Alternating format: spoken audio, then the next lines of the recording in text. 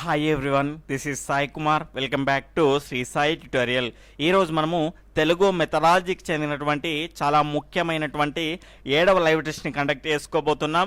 అదేవిధంగా మన శ్రీ సాయి ట్యుటోరియల్ ద్వారా నిర్వహించేటువంటి ఫ్రీ మరియు క్వాలిటీ లైవ్ టెస్ట్లకు సంబంధించినటువంటి సిలబస్ని ఒకరోజు ముందుగానే తెలుసుకోవాలి అనుకుంటే కనుక ఈ వీడియో క్రింద ఉన్నటువంటి టైటిల్ని క్లిక్ చేయగానే మన గ్రూప్స్ యొక్క లింక్స్ అనేవి వస్తాయి. అందులో జాయిన్ అయ్యేసి లైవ్ టెస్ట్లకు సంబంధించినటువంటి సిలబస్ని ఒకరోజు ముందుగానే తెలుసుకోండి. ఇక లేట్ చేయకుండా లైవ్ టెస్ట్లోకి వెళ్ళిపోదాం. ఈరోజు లైవ్ టెస్ట్లో భాగంగా నిన్నటి ప్రశ్న యొక్క సమాధానాన్ని తెలుసుకొని లైవ్ టెస్ట్లోకి వెళ్ళిపోదాం. నిన్నటి ప్రశ్న వచ్చేసి అతి భాషా స్పృహ అనగానేమి? ఆప్షన్ 1 ఎక్కువ భాషలు తెలిసి ఉండడం, ఆప్షన్ 2 పరిమిత భాషలు తెలిసి ఉండడం, ఆప్షన్ 3 భాషాంశాల పరిజ్ఞానం ఉండడం, ఆప్షన్ 4 ఏదీ కాదు. ఇక్కడ క్వశ్చన్ని బట్టి 5 నుంచి 10 సెకండ్ల సమయం అనేది మీకు ఉంటుంది. ఆలోపు ఫాస్ట్గా మీ యొక్క సరి అయినటువంటి సమాధానాన్ని కామెంట్ చేస్తూ ఉండాలి.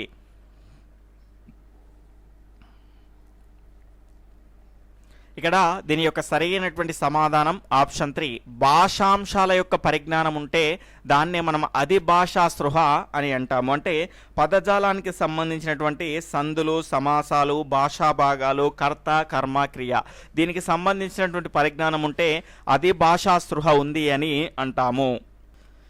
ఈరోజు లైవ్ టెస్ట్లో భాగంగా మన మొదటి క్వశ్చన్, క్రింది వాటిలో సరైనవి ఏవి? స్టేట్మెంట్ 1 దక్షిణ భారతదేశంలో తృతీయ భాష దక్షిణాది రాష్ట్రాల్లో ఏదో ఒక భాష. స్టేట్మెంట్ 2 ఉత్తర భారతదేశంలో ప్రథమ భాష జాతీయ అనుసంధాన భాష. ఆప్షన్ 1 1, 2 సరైనవి, ఆప్షన్ 2 1 మాత్రమే సరైనది, ఆప్షన్ 3 2 మాత్రమే సరైనది, ఆప్షన్ 4 ఏదీ కాదు. లైవ్ చూస్తున్న వాళ్ళంతా తప్పకుండా వీడియోని లైక్ చేసి మీ యొక్క సపోర్ట్ మన ఛానల్కి అందించండి. ఇక్కడ దీని యొక్క సరైనటువంటి సమాధానం ఆప్షన్ 3 2 మాత్రమే సరైనది, మొదటిది సరైనది కాదు. ఇక్కడ త్రిభాషా సూత్రం ప్రకారము ప్రతి విద్యార్థి 3 భాషల్ని నేర్చుకోవాల్సి ఉంటుంది. అది ఉత్తర భారతదేశంలో ఒక రకంగా ఉంటుంది, దక్షిణ భారతదేశంలో ఒక రకంగా ఉంటుంది.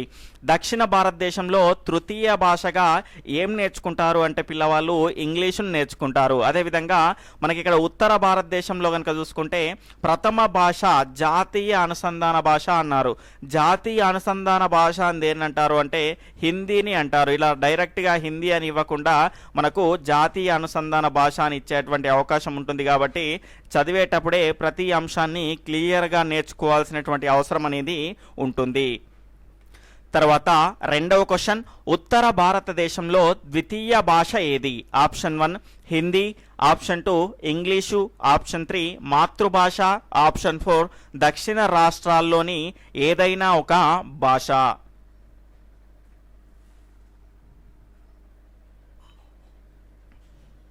ఇక్కడ దీని యొక్క సరి అయినటువంటి సమాధానం ఉత్తర భారతదేశంలో ద్వితీయ భాషగా ఇంగ్లీషును నేర్చుకుంటారు.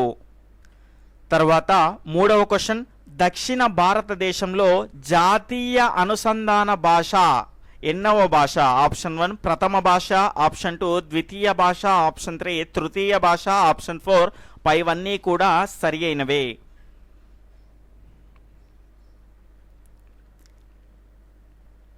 ఇక్కడ దీని యొక్క సరి అయినటువంటి సమాధానం ఆప్షన్ 2 ద్వితీయ భాష అండి. ఇక్కడ దక్షిణ భారతదేశంలో జాతీయ అనుసంధాన భాష అంటే ఏంటిది? హిందీ. హిందీ అనేది మనము ద్వితీయ భాషగా నేర్చుకుంటాము దక్షిణ భారతదేశంలో. తర్వాత నాలుగవ క్వశ్చన్, ఉత్తర భారతదేశంలో అంతర్జాతీయ అనుసంధాన భాష ఏది? ఆప్షన్ 1 ప్రథమ భాష, ఆప్షన్ 2 ద్వితీయ భాష, ఆప్షన్ 3 తృతీయ భాష, ఆప్షన్ 4 పైవన్నీ కూడా సరి అయినవే.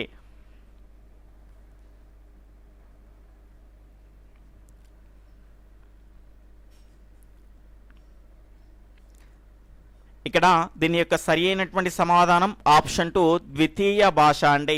ఉత్తర భారతదేశంలో కనుక చూసుకుంటే అంతర్జాతీయ అనుసంధాన భాష అంటే ఏంటిదండి? ఇంగ్లీషు. కాబట్టి ఇంగ్లీషుని ఉత్తర భారతదేశంలో ద్వితీయ భాషగా నేర్చుకుంటారు. తర్వాత ఐదవ క్వశ్చన్, ఏ సంవత్సరంలో జరిగినటువంటి ముఖ్యమంత్రుల సమావేశం త్రిభాషా సూత్రంని ఆమోదించింది? Option 1 1962, option 2 1961, option 3 1964, option 4 1965.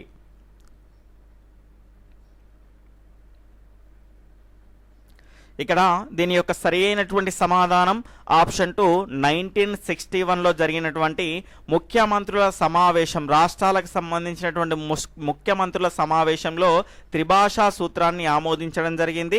ఈ త్రిభాషా సూత్రం అనేది ఎందుకు వచ్చింది అంటే మన దేశంలో ఉండేటువంటి భాషా సమస్యను నెరవేర్చడానికి మరియు జాతీయ సమైక్యతను పెంపొందించడానికి ఈ రకమైనటువంటి త్రిభాషా సూత్రం అనేది ఏర్పాటు కావడం జరిగింది. దీని ప్రకారం ప్రతి విద్యార్థి 3 భాషలను నేర్చుకోవాలి తప్పనిసరిగా. తర్వాత 6వ క్వశ్చన్, త్రిభాషా సూత్రం ఏ సంవత్సరం నుండి అమల్లోకి వచ్చింది? Option 1 1965, option 2 1966, option 3 1967, option 4 1968. ఇంకా వీడియోని లైక్ చేయని వాళ్ళు ఉంటే తప్పకుండా లైక్ చేయండి. మీరు లైక్ చేయడం ద్వారా ఏమవుతుంది అంటే వీడియో అనేది మిగతా వారికి సజెస్ట్ అయ్యేటువంటి అవకాశం అనేది ఉంటుంది. ఎవరైనా కొత్తగా చూస్తూ ఉన్నట్లయితే ఇలాంటి క్వాలిటీ లైవ్ టెస్ట్లను పొందాలి అనుకుంటే కనుక ఉచితంగా తప్పకుండా రెడ్ కలర్లో ఉన్నటువంటి సబ్స్క్రైబ్ బటన్ క్లిక్ చేసుకుని సబ్స్క్రైబ్ చేసుకోండి. పక్కన ఉన్నటువంటి ఆల్ నోటిఫికేషన్ బెల్ ఐకాన్ని క్లిక్ చేయండి. ఇక్కడ దీని యొక్క సరి అయినటువంటి సమాధానం త్రిభాషా సూత్రం అనేది 1966 నుంచి అమల్లోకి రావడం జరిగింది. తర్వాత 7వ క్వశ్చన్, త్రిభాషా సూత్రాన్ని మొదటగా రూపొందించినది ఎవరు? Option 1 NCERT, option 2 cab central advisory board of education, option 3 Kothari commission, option 4 NCF 2005.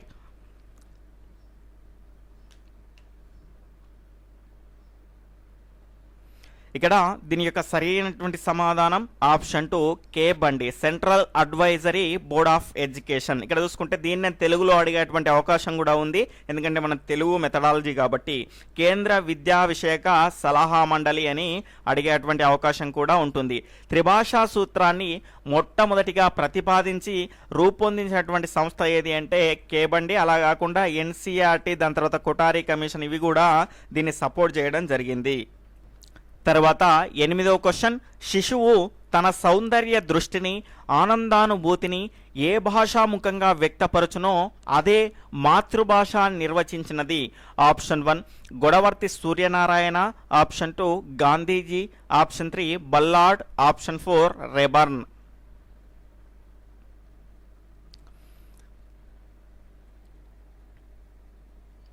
ఇక్కడ దీని యొక్క సరి అయినటువంటి సమాధానం ఆప్షన్ 2 గాంధీజీ అండి. సౌందర్య దృష్టిని అదేవిధంగా ఆనందానుభూతిని మీరు చూసారనుకోండి క్వశ్చన్లో గాంధీజీ అని పిక్ చేసుకోండి. శిశువు తన సౌందర్య దృష్టి, ఆనందానుభూతి ఏ భాషాముఖంగా వ్యక్తపరచునో అదే మాతృభాష నిర్వచించింది ఎవరు అంటే గాంధీజీ గారు. తర్వాత 9వ క్వశ్చన్, క్రింది వాటిలో సరైనవి ఏవి? ఇక్కడ స్టేట్మెంట్ 1 విద్యార్థి యొక్క మాతృభాషను లేదా ప్రాంతీయ భాషను ప్రథమ భాషగా అభ్యసించాలి. స్టేట్మెంట్ 2 దక్షిణ భారతదేశంలో ద్వితీయ భాషగా అంతర్జాతీయ అనుసంధాన భాషను నేర్చుకుంటారు. ఆప్షన్ 1 1, 2 సరైనవి, ఆప్షన్ 2 1 మాత్రమే సరైనది, ఆప్షన్ 3 2 మాత్రమే సరైనది, ఆప్షన్ 4 ఏది కాదు.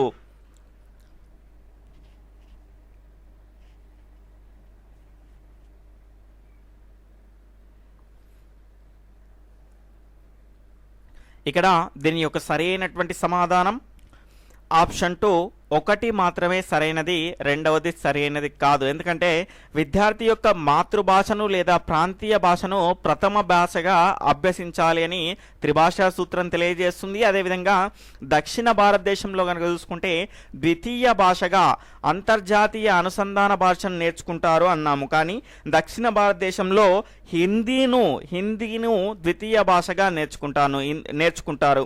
హిందీని ఏమంటాం మనము? జాతీయ అనుసంధాన భాష అని అంటాము, అంతర్జాతీయ అనుసంధాన భాష కాదు. తర్వాత 8వ క్వశ్చన్, త్రిభాషా సూత్రాన్ని చిత్తశుద్ధితో అమలు పరుస్తున్నటువంటి రాష్ట్రాలలో లేనిది ఏది? Option 1 Haryana, option 2 Andhra Pradesh, option 3 Telangana, option 4 Tamil Nadu.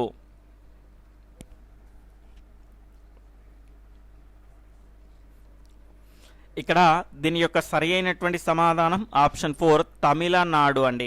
ఇక్కడ హర్యానా, ఆంధ్రప్రదేశ్ మరియు తెలంగాణలో త్రిభాషా సూత్రాన్ని చిత్తశుద్ధిగా అమలు పరుస్తున్నటువంటి రాష్ట్రాలుగా మనం ఈ 3 రాష్ట్రాలని చెప్పుకోవచ్చు. తమిళనాడులో హిందీ అస్సలు బోధించరండి, కాబట్టి త్రిభాషా సూత్రాన్ని పాటించలేనిదిగా మనం చెప్పుకోవచ్చు. తర్వాత 9వ క్వశ్చన్, రాజ్యాంగంలో ఎన్నవ షెడ్యూలు భాషల గురించి తెలియజేయును? Option 1 7, option 2 8, option 3 9, option 4 10.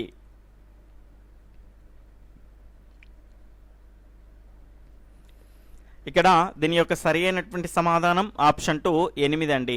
8వ షెడ్యూల్ అనేది రాజ్యాంగంలో కనుక చూసుకుంటే భాషల గురించి తెలియజేసేటువంటి షెడ్యూలు.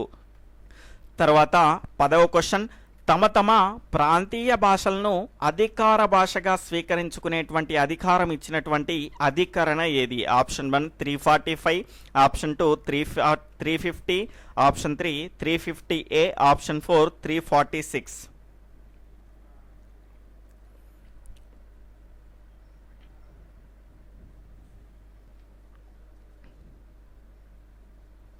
ఇక్కడ దీని యొక్క సరి అయినటువంటి సమాధానం ఆప్షన్ 1 345 అండి. తమ ప్రాంతీయ భాషలను అధికార భాషగా స్వీకరించుకునేటువంటి అధికారం ఇచ్చినటువంటి అధికరణ ఎంత అంటే 345. అదేవిధంగా ఈ 350 అధికరణ ఏం చెప్తుంది అంటే అల్పసంఖ్యాక వర్గాలు మరియు తమ భాషల్ని తమ సంస్కృతుల్ని పరిరక్షించుకునేటువంటి హక్కును కల్పించేటువంటి అధికరణ ఏదంటే 350. దాని తర్వాత 350A అనేది ఏం చెప్తుంది అంటే అల్పసంఖ్యాక వర్గాలు వారి యొక్క మాతృభాషలోనే విద్యాబోధన అనేది జరగాలి అని తెలియజేసేది అధికరణ ఏంటంటే 350A. అదేవిధంగా 346 అధికరణ ఏం చెప్తుంది అంటే జాతీయ భాషగా హిందీ అమలును తెలియజేస్తుంది. తర్వాత 11వ క్వశ్చన్, శిశువు తన హావభావాలను హాస్య క్రోధానురాగాలను ఏ భాషాముఖంగా వ్యక్తపరచునో అదే మాతృభాష నిర్వచించినది ఎవరు? Option 1 Godavarthi Suryanarayana, option 2 Gandhiji, option 3 Ballard, option 4 Rayburn.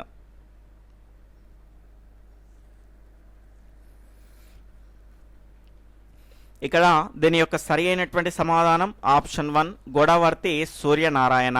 ఇక్కడ శిశువు తన హావభావాలను అదేవిధంగా హాస్య క్రోధానురాగాలను ఏ భాషాముఖంగా వ్యక్తపరచున్నా అదే మాతృభాష అని తెలియజేశాడు. ఇక్కడ ఎట్లా గుర్తుపెట్టుకోండి అంటే క్రోధం వచ్చిందంటే ఏమవుతుందండి, మనకు ఎవరితోటైనా గొడవ అవుతుందని గుర్తుపెట్టుకోండి. క్రోధం వచ్చిందనుకో, కోపము క్రోధం ఇవన్నీ వచ్చిందంటే ఏమవుతుంది, గొడవ వస్తుంది, గొడవ అనేది ఉంటుంది. కాబట్టి ఖచ్చితంగా గొడవర్తి అని గుర్తుపెట్టుకునేటువంటి ప్రయత్నం అనేది చేయండి. తర్వాత 12వ క్వశ్చన్, 1906లో కాంగ్రెస్ పార్టీ ఏర్పాటు చేసినటువంటి ఎన్సిఈలో సభ్యులుగా లేనివారు ఎవరు? Option 1 Raj Bihari Bose, option 2 Rabindranath Tagore, option 3 Bipin Chandrapal, option 4 Umesh Chandra Banerjee.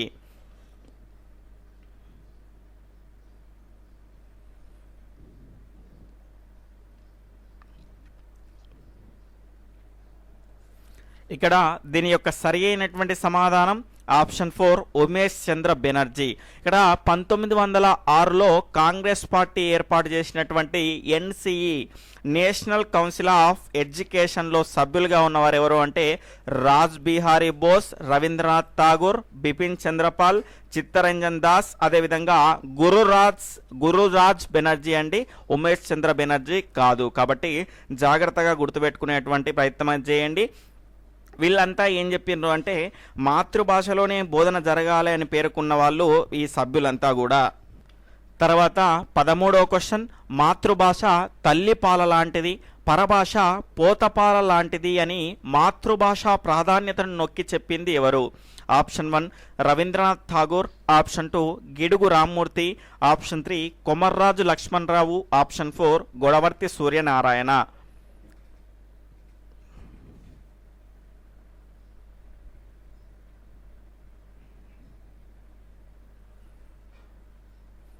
దీని యొక్క సమాధానం ఆప్షన్ 3 కొమర్రాజు వెంకట లక్ష్మణరావు గారండి.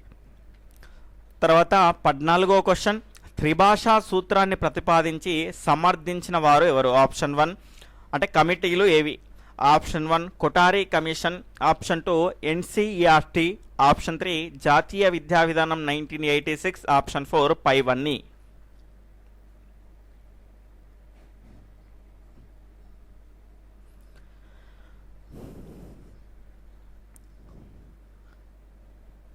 దీని యొక్క సరి అయినటువంటి సమాధానం ఆప్షన్ 4 పైవన్నీ కూడా సరైనవి. ఇక్కడ కేబ్ గనక చూసుకుంటే మొట్టమొదటిగా మనకు త్రిభాషా సూత్రాన్ని రూపొందించి ప్రతిపాదించినదిగా మనం చెప్పుకోవచ్చు. మొట్టమొదట అంటే కేబ్ పెట్టేయాలి. అలా కాకుండా సమర్థించినవి ప్రతిపాదించినవి ఏవి అంటేనేమో ఇవన్నీ వస్తాయి. కొఠారి కమిషన్, ఎన్సీఈఆర్టీ, దాని తర్వాత జాతీయ విద్యా విధానము. తర్వాత 15వ క్వశ్చన్, ఇంగ్లీషు పుస్తకాలను ప్రాంతీయ భాషల్లోకి అనువదించాలని ప్రతిపాదించినది ఎవరు? Option 1 lord Macaulay, option 2 William Bentinck, option 3 నోమ్ చాంస్కీ, option 4 lord Curzon.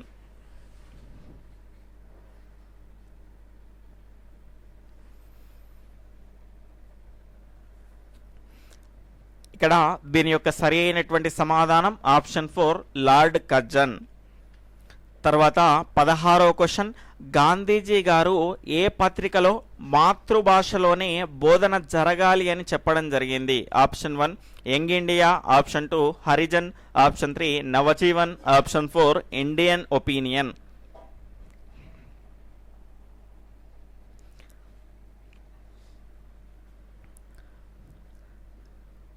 Gandhiji గారు మనకు మాతృభాషలోనే బోధన జరగాలి అని తెలియజేసినటువంటి పత్రిక ఏది అంటే ఆప్షన్ 2 హరిజన్ పత్రిక.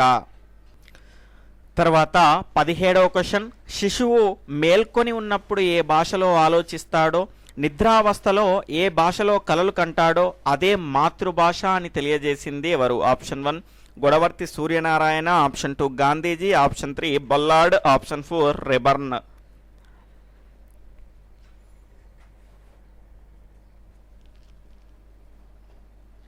ఇక్కడ దీని యొక్క సరి అయినటువంటి సమాధానం ఆప్షన్ 3 బల్లార్డ్ అండి. ఇక్కడ శిశువు మేల్కొనడం, దాని తర్వాత ఆలోచించడం, తర్వాత నిద్రావస్థలో ఏ భాషలో కలలు కనడం అని వచ్చింది అనుకోండి, మనకు దేనిపైన నిద్రపోతామండి?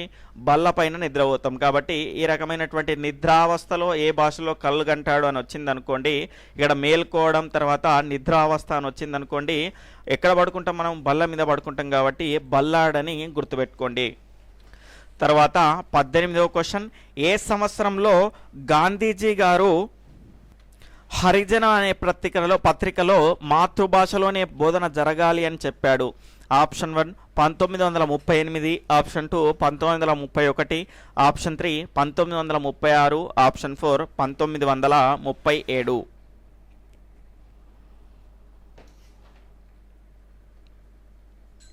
ఇక్కడ దీని యొక్క సరి అయినటువంటి సమాధానం ఆప్షన్ 1 1938లో హరిజన అనేటువంటి పత్రికలో మాతృభాషలోనే బోధన జరగాలి అని తెలియజేసింది ఎవరు? గాంధీజీ గారు. తర్వాత 19వ క్వశ్చన్, మానవుడు భాషించు మృగము అని పేర్కొన్నది ఎవరు? Option 1 Aristotle, option 2 Socrates, option 3 William James, option 4 max Muller.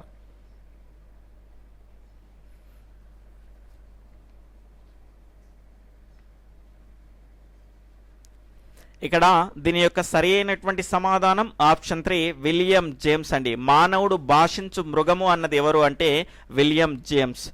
తర్వాత ఈరోజు ప్రశ్న యొక్క సమాధానాన్ని లైవ్ చాట్లో కాకుండా తప్పకుండా క్రింద కామెంట్ సెక్షన్లో తెలియజేసేటువంటి ప్రయత్నం చేయండి. ఎవరూ తెలియజేయడం లేదు. మీకోసము ఒక 5 గంటలు కష్టపడితేనే ఈ వీడియో అనేది మీ ముందరకు వస్తుంది. మీ యొక్క సపోర్ట్ ఉంటేనే ఈ రకంగా లైవ్ టెస్ట్లు అనేటివి కండక్ట్ చేయగలుగుతాను, గుర్తించాలి.